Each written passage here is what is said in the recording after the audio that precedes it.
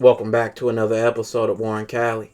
In this episode, I'm going to talk about an incident in 1988, the murder of Karen Toshima. Karen was born on September 25th, 1960, and lived in Long Beach, where she would graduate from Cal State Long Beach. Karen would later become a graphic designer, and she would land a job at an ad agency.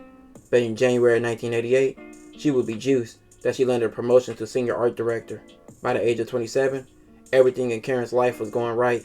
She had a bright future ahead of her. But on January 30th, her and her boyfriend Eddie Poon and several friends decided to go out to celebrate Karen's big promotion. They would go to Westwood Village. Westwood Village is an area that borders UCLA campus and is a very affluent area with a lot of places to shop and a lot of places to eat. So on Saturday night, it was people from all over in the shopping area and eating out as well. And so were several gangs like the infamous Rolling 60s and the Mansfield gangster Crips, which both crews would get into an altercation that night, which later ended and both sides would go their separate ways to parking lots.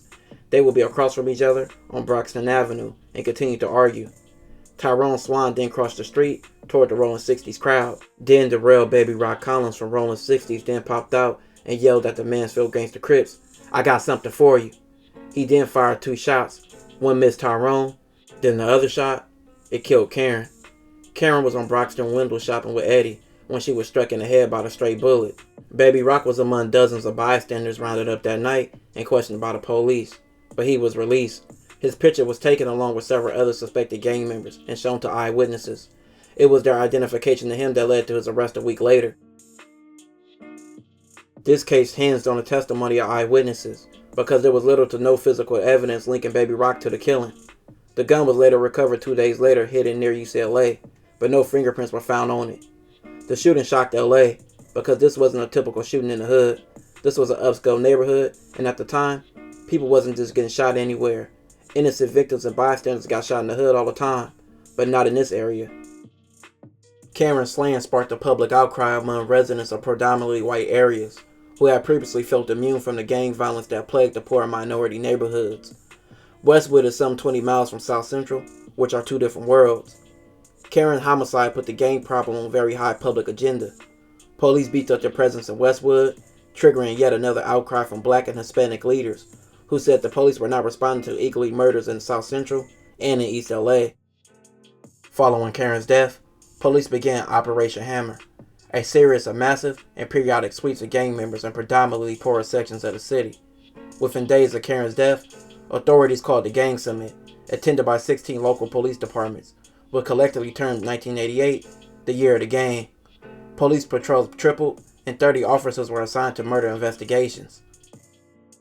On December 1st of 1989, after days of deliberation, Baby Rock was sentenced to 27 years to life.